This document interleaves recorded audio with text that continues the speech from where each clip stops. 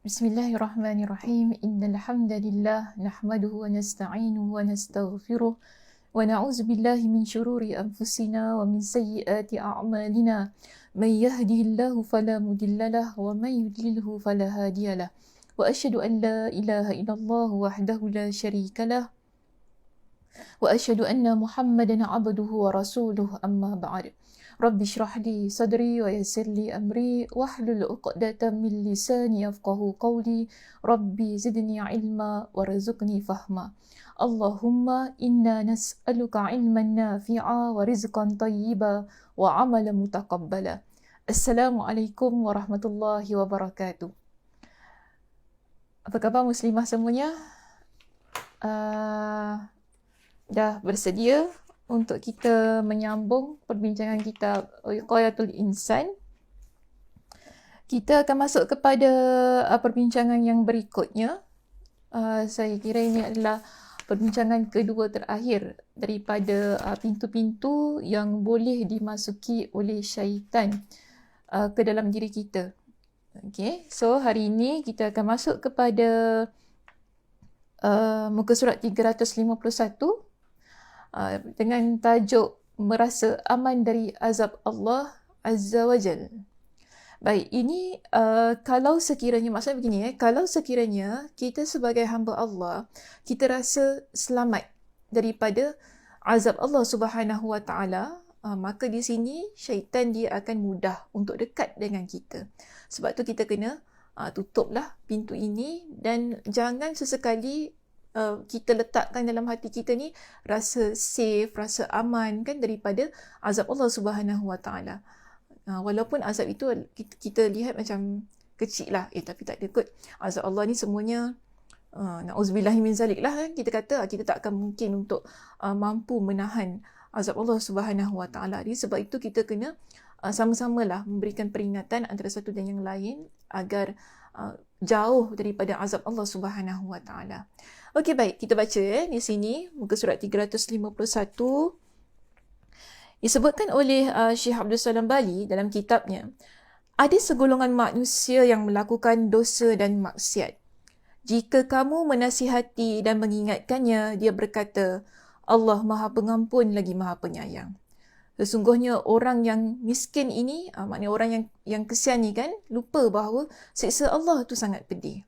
Maknanya kita ni dalam kehidupan kita, ada segelintir di kalangan kita.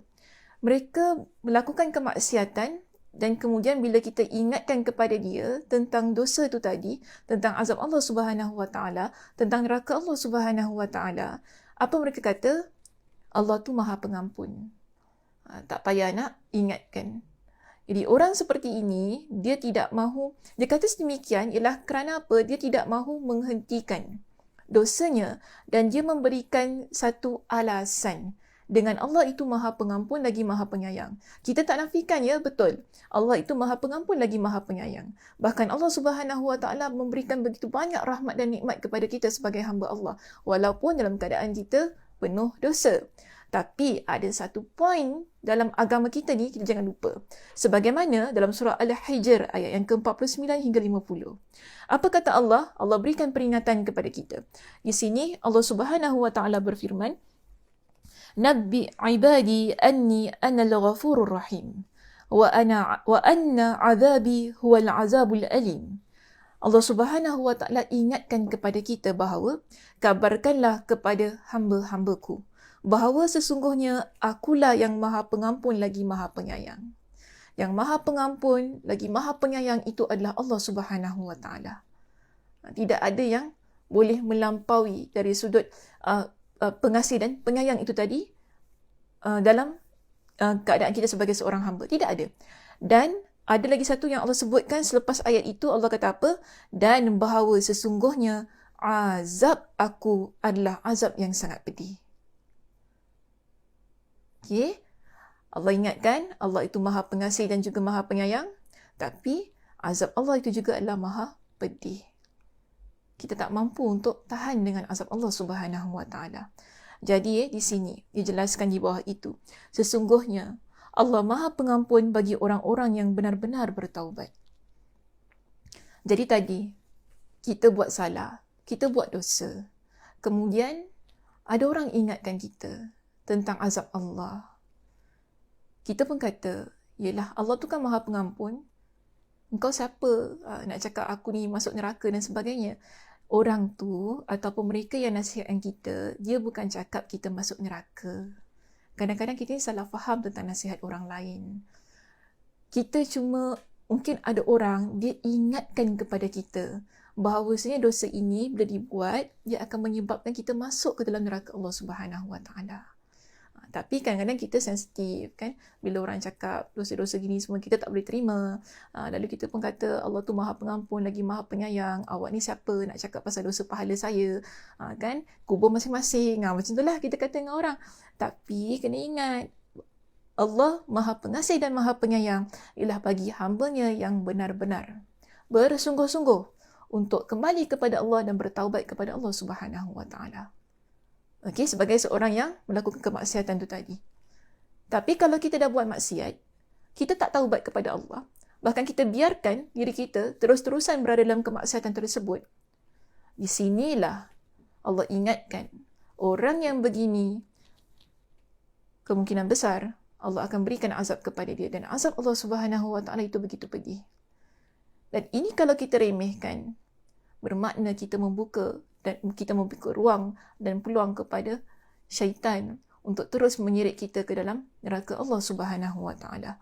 Okey, sebab itu kalau kita rujuk di sini, ada diberikan kepada kita dengan surah Al-A'raf ayat 99, yang mana Allah Subhanahu Wa Taala berfirman, afa aminu makrallah fala ya'manu makrallah. Maksudnya, maka apakah mereka merasa aman dari azab Allah yang tidak terduga-duga? Azab Allah ni datang tanpa disangka-sangka.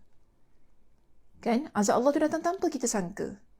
Hari ni kita senang, kita hidup dalam keadaan bahagia, dan dalam keadaan bahagia kita melakukan kemaksiatan itu tadi kan. Mungkin tiba-tiba terus Allah tarik nikmat yang Allah berikan kepada kita, Allah berikan azab kepada kita, dan ia datang dalam keadaan yang tidak disangka-sangka, Allah kata. Dan kemudian Allah pesan kepada kita, tiadalah yang merasa aman dari azab Allah kecuali orang-orang yang rugi. Kita kalau rasa aman, kita rasa selamat daripada azab siksa Allah Subhanahu Wa Taala, sama ada di dunia ataupun di akhirat, maknanya itulah orang yang rugi. Dan disebutkan di sini, makar iaitu azab Allah Azza wa Jal adalah penghuluran secara beransur-ansur dengan nikmat rezeki dan kesihatan. Merasa aman dari azab Allah Azza wa Jal sehingga akan melahirkan kelalaian. Kelalaian akan melahirkan sikap meremehkan. Allah Subhanahu Wa Taala berikan kepada kita dengan nikmat. Contoh kita lihat ataupun kita ambil nikmat kesihatan, nikmat rezeki. Kita buat apa dengan nikmat kesihatan dan nikmat rezeki yang Allah berikan kepada kita? Adakah kita gunakan ia untuk hal-hal ketaatan kepada Allah? Contohnya, bila Allah Subhanahu Wa Taala berikan kepada kita dengan nikmat harta, apa yang kita buat dengan nikmat harta tu tadi? Kita bersedekah tak? Kita bayar zakat tak? Kita bantu orang lain? Kita berikan duit tu tadi kepada ibu bapa kita?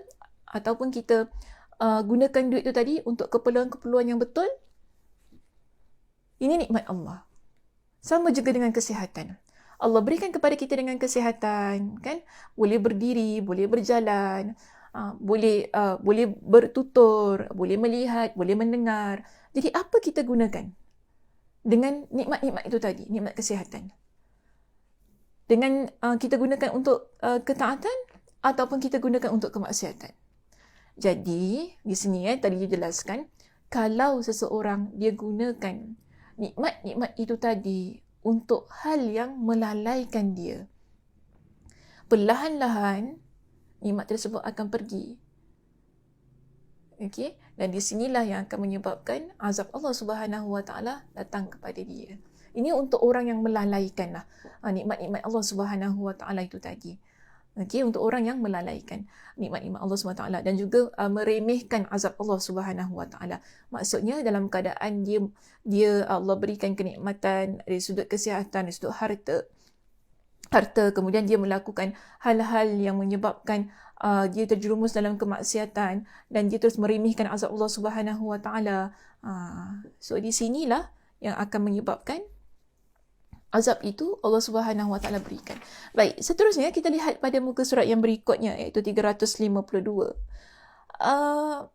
Syekh Abdul Salam Bali, dia memberikan persoalan kepada kita di sini. Katanya apa? Apakah anda mengetahui apa itu sikap meremehkan? Dia tanya. Tahu tak kita ni sikap meremehkan tu macam mana? Kita remehkan azab Allah tu bagaimana? Maka dia kata ia adalah berdamai dengan syaitan dan salah satu sebab kerugian.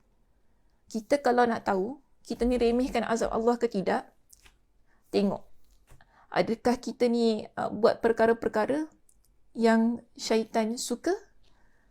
Dan dengan perkara yang kita lakukan tadi kan, yang syaitan suka tersebut, kita pun rasa comfort, kita rasa selesa dengan apa yang kita buat, tanpa kita sedikit pun memikir tentang azab Allah Subhanahu Wa Taala. Sebab tu dia kata di sini, barang siapa yang meremehkan salah satu perintah Allah Subhanahu Wa Taala, maka syaitan akan menyiritnya pada satu yang lebih besar dari yang diremehkannya. Kita buat satu perkara dosa. Dengan perkara dosa ni ada azab Allah Subhanahu Wa Taala, tapi kita remehkan. Remehkan dosa yang kita dah bincangkan pada minggu lepas. Masih ingat lagi tak? Saya harap-harap ingat apa yang dibincangkan oleh kita pada minggu lepas tentang meremehkan dosa.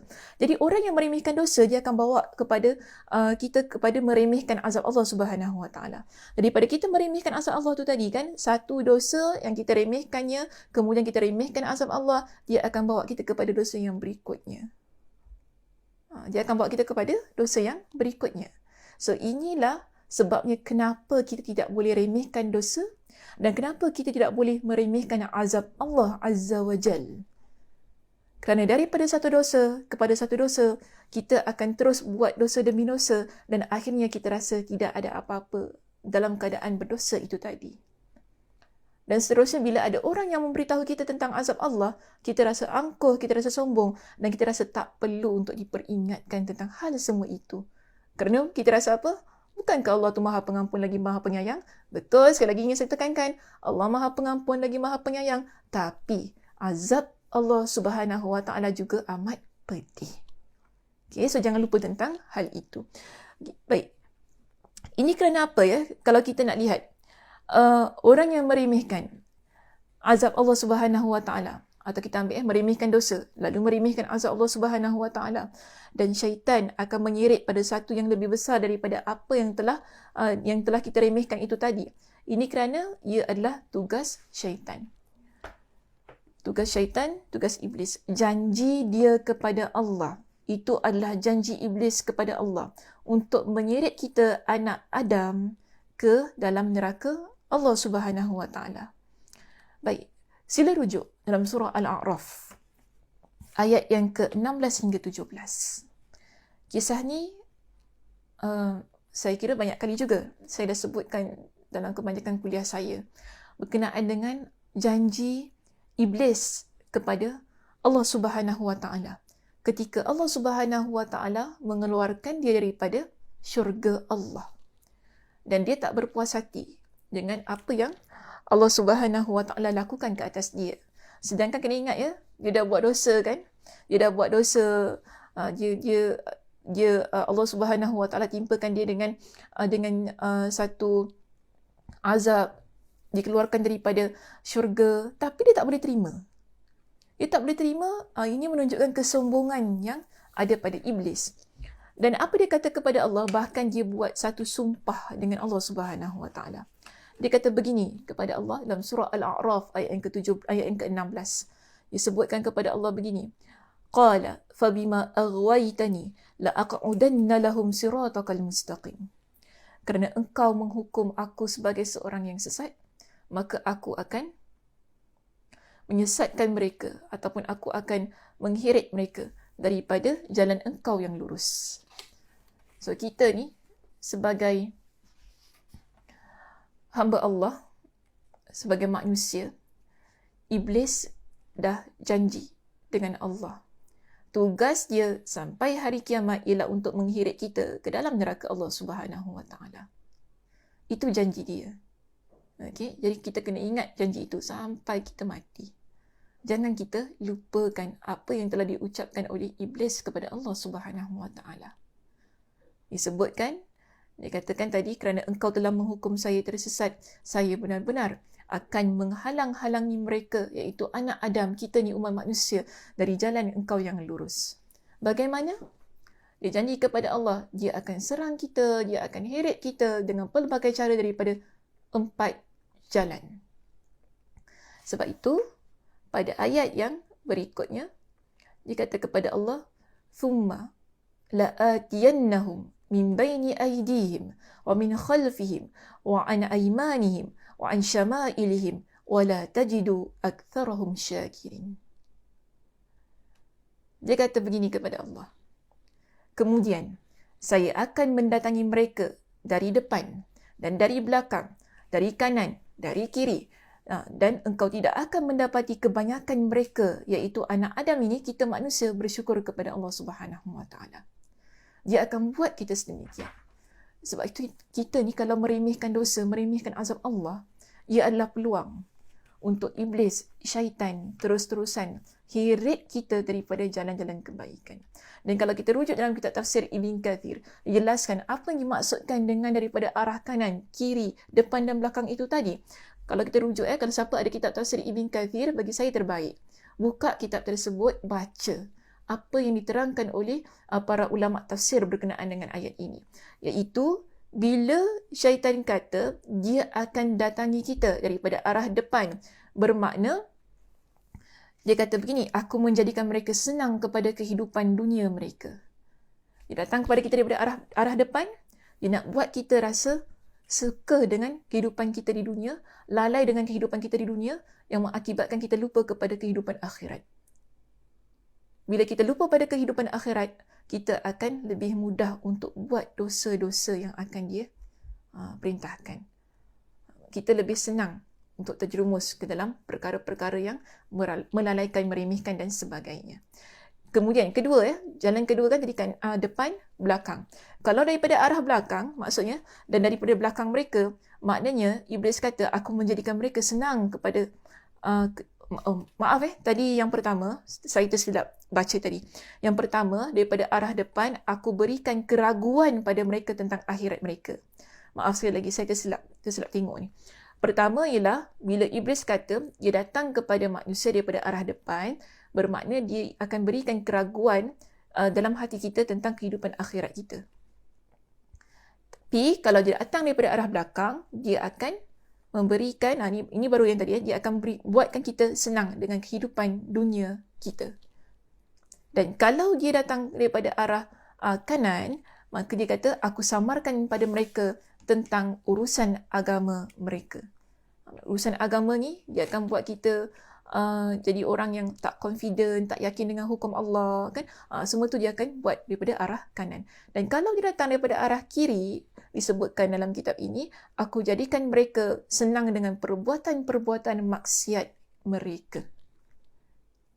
So, kita ni, iblis yang janji dengan Allah, dia akan serang kita daripada 4 penjuru tu tadi. Depan, belakang, kanan, kiri. Dan ini Allah dah sebutkan dalam Al-Quranul Karim.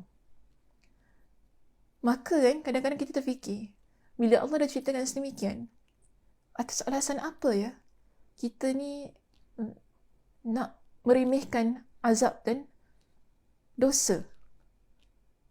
Sedangkan kita dah Allah beritahu dah apa yang dilakukan oleh iblis dan syaitan kepada anak Adam. So, perkara itu, kalau kita fahami betul-betul di sini, dia merupakan, kalau kita jadi orang yang meremehkan azab Allah itu tadi, bermakna kita ni betul-betul lah orang yang Allah dah beritahu, tapi kemudian kita tak ambil pengajaran. Benarlah Allah kata, kita ni adalah orang yang rugi. Sebagaimana yang disebutkan dalam surah Al-A'raf ayat 99 tu tadi. Yang Allah kata, orang yang tidaklah orang yang merasa aman dengan azab Allah, melainkan mereka adalah orang yang rugi. Sebab apa? Dah diberikan peringatan dan dimaklumkan oleh Allah Subhanahu Wa Taala tentang hal ini. Namun kita yang meremehkan. So nanti jangan salahkan Allah. Jangan salahkan Allah. Kita tak boleh kata, Allah lah ni yang takdirkan saya buat dosa. Tak bolehlah cakap sedemikian. Sebab peringatan-peringatan itu sudah diberikan kepada kita. Okey, baik. Seterusnya, kalau kita lihat pada perenggan yang berikutnya, maka dia kata, jika demikian, jiwa manusia harus mempunyai rasa takut. Jadi, bila dah kita tahu keadaan yang begitu, kan kita ni seharusnya letakkan rasa takut terhadap dosa dan juga kemaksiatan. Bahkan, azab Allah Subhanahu Wa Taala yang dijanjikan kepada pelaku maksiat.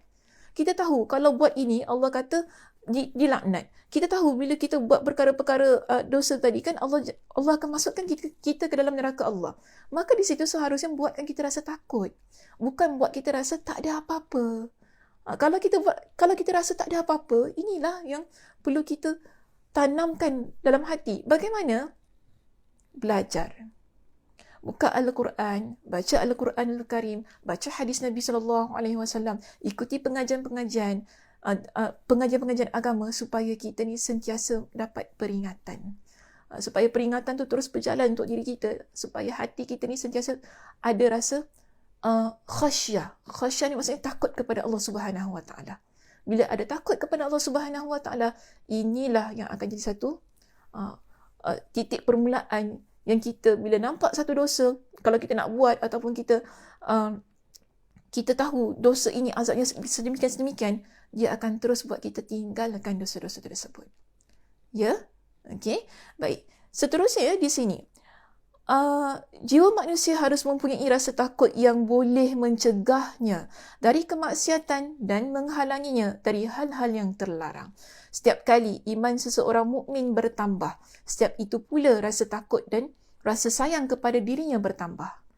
Kita kalau sayang diri kita tak akan buat diri kita masuk, menjerumuskan diri kita kepada hal-hal yang boleh memudaratkan diri kita, kan? Betul tak? Kita kalau tahu depan tu ada lubang yang besar, yang kalau kita jatuh, masuk dalam gaung, buat kita mati, kita nak masuk tak? Tak mungkin kita akan masuk. Bukan masuk, kita nak lalu pun tak mungkin. Tak mungkin kita akan lalu. Sebab kita tahu depan tu ada lubang yang besar yang boleh mengakibatkan maut kalau kita lalu. So, begitu juga dengan dosa. Azab Allah Subhanahu Wa Taala. Bila kita tahu buat satu perbuatan yang mana Allah larang, Allah janjikan dengan azab yang begitu pedih kepada kita, maka seharusnya kita takut. Bertambah keimanan kita dan kita sayang pada diri kita kerana kita tak nak masukkan diri kita ke dalam neraka Allah Subhanahu Wa Taala. Okey, ini yang dijelaskan oleh Syekh Abdul Salam Bali dalam kitabnya. Maka sebab itu, kalau kita rujuk dalam surah At-Tur ayat 26 hingga 27, dia dinyatakan dalam kitab ini, Allah Subhanahu Wa Taala menceritakan tentang orang-orang yang beriman di syurga kelak dalam firman-Nya. Dalam syurga nanti akan ada satu situasi yang mana ahli syurga mereka duduk berbual-bual antara satu dan yang lain. Mereka menceritakan tentang amal soleh mereka di dunia yang menyebabkan mereka masuk ke dalam syurga Allah Subhanahu Wa Taala. Jadi antara dialog ataupun perbualan yang akan dibincangkan oleh ahli syurga di akhirat kelak nanti ialah Allah kata, ni Allah dah rekodkan dalam surah At-Tur ayat 26 hingga 27. Allah kata, mereka penghuni syurga berkata, sesungguhnya kami dahulu sewaktu berada di tengah-tengah keluarga kami merasa takut akan diazab.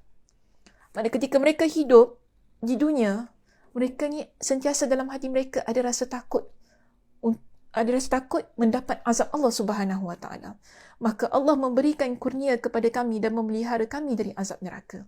Oleh kerana kami ada rasa takut dengan azab Allah itu tadi, menyebabkan Allah Subhanahu Wa Taala berikan kami dengan satu ganjaran yang begitu istimewa, yakni syurga Allah Subhanahu Wa Taala. Dan itu berlaku hanya untuk orang yang takut dengan azab Allah.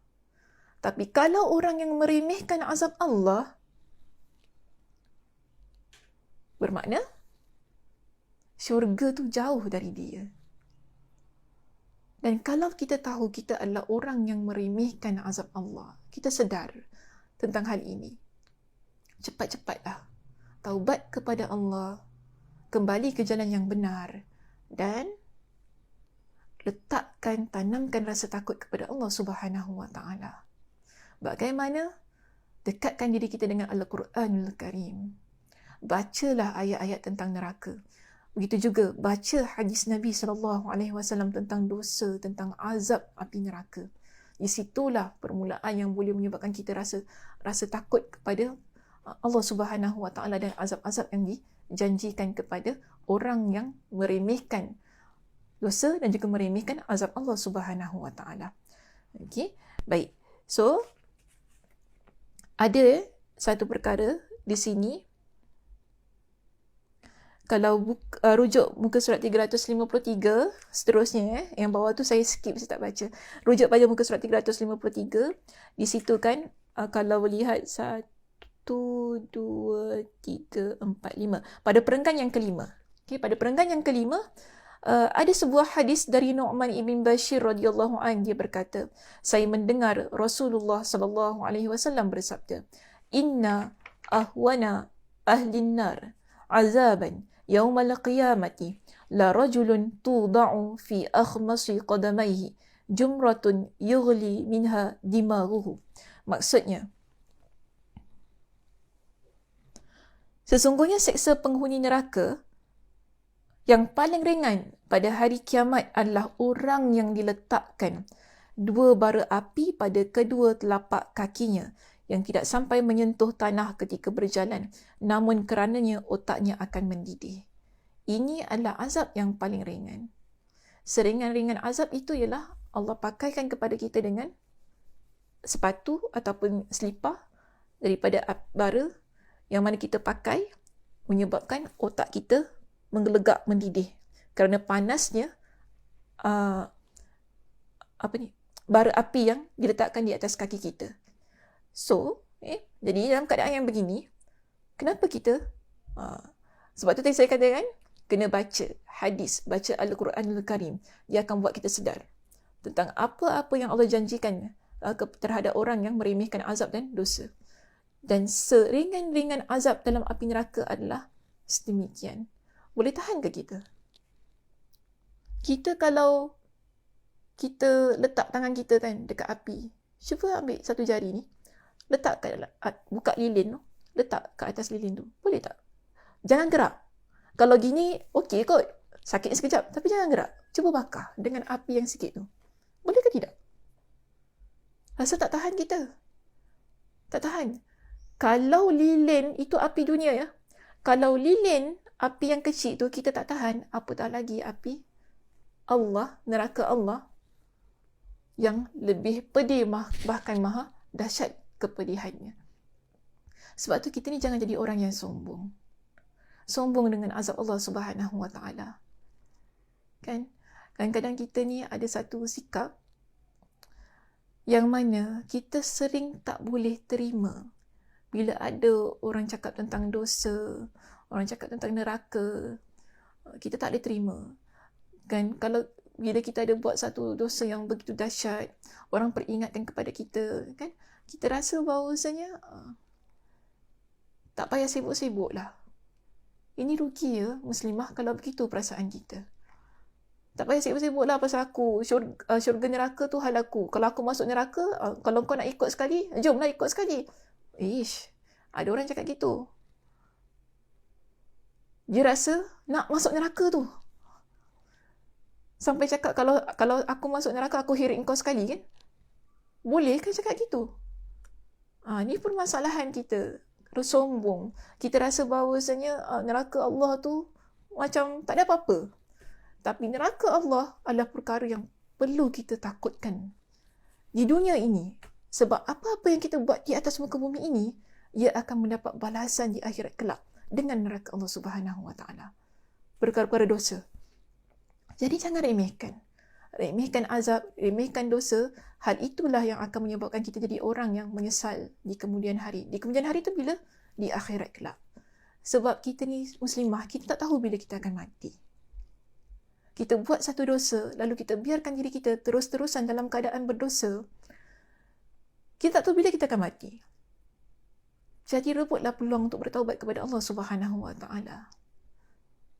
Agar kita ni jadi orang yang mudah-mudahan terselamat daripada neraka Allah Subhanahu Wa Taala. Ingat ya Muslimah, pesanan Ibn Mas'ud radhiyallahu anhu, yang mana beliau katakan, kita ni orang yang beriman, bila dia nampak satu dosa ataupun dia nak buat dosa, dosa tu umpama gunung yang begitu besar yang akan timpa kita. Cuba kita duduk di bawah kaki gunung. Okey, di bawah kaki gunung. Kemudian bayangkan kalau gunung tu bergegar nak timpa kita, apa rasanya? Takut kan? Ibn Mas'ud menasihatkan kepada kita, lihatlah dosa sedemikian. Dan orang mukmin, mereka melihat dosa sebagaimana gunung yang besar yang akan menimpa mereka. Tapi pelaku maksiat adalah orang yang melihat dosa sebagaimana lalat yang hinggap di hidung dia, lalu dia just tepis lalat tu pergi. Nothing, tak ada apa-apa. Dia rasa lalat tu, pergilah. Lalat datang, pergi. Mudah saja. Macam itu bagi dia. Jadilah orang yang mukmin tu tadi, yang takut dengan dosa. Kerana apa? Kita takut dengan azab Allah Subhanahu Wa Taala. Tapi kalau kita jadi orang ahli maksiat yang fajir, yang nak buat perkara-perkara yang Allah Subhanahu Wa Taala larang tu tadi, tanpa ada rasa takut, dengan meremehkan azab Allah, semua perkara-perkara yang Allah larang, kita akan rasa tak ada apa-apa, boleh saja untuk dilakukan. Dan akhirnya kita selesa dalam keadaan yang dikelilingi dengan kemaksiatan. Maka di sinilah bila kita dah faham tentang pintu ini, iaitu pintu meremehkan azab Allah Subhanahu Wa Taala, yang menyebabkan iblis, syaitan akan, kalau kita buka pintu ni, akan menyebabkan kita terus-terusan ditarik kepada dosa-dosa yang berikutnya. Kita kena tutup pintu tu dengan sebaik-baiknya. Dan kalaupun lah, sebab kita ni pun manusia kan, tak boleh terlepas daripada perkara dosa. Kita ada dosa-dosa yang kita buat, dan bila kita melakukan dosa tu tadi, cepat-cepat kita kembali kepada Allah Subhanahu Wa Taala. Kerana apa? Takut kepada Allah, takut dengan azab Allah Subhanahu Wa Taala yang pedih. Sampai di sini saja muslimah yang saya kasihi. InsyaAllah kita akan sambung perbincangan kita pada minggu hadapan. Minggu hadapan kita akan tutup bab ini dengan pintu yang terakhir. Agak panjang juga ya, kita bincangkan tentang pintu-pintu yang boleh menyebabkan syaitan masuk ke dalam ataupun menggoda kita ni, agak panjang. Dan insya-Allah pada minggu hadapan kita akan bincangkan pintu yang terakhir. Jadi kalau nak tahu apakah pintu yang terakhir dan bagaimana perbincangan dalam kitab ini, kita jumpa pada minggu hadapan. Okey, saya tutup dengan tasbih kafarah. Subhanakallahumma wa bihamdika asyhadu an la ilaha illa anta astaghfiruka wa atubu ilaik. Assalamualaikum warahmatullahi wabarakatuh.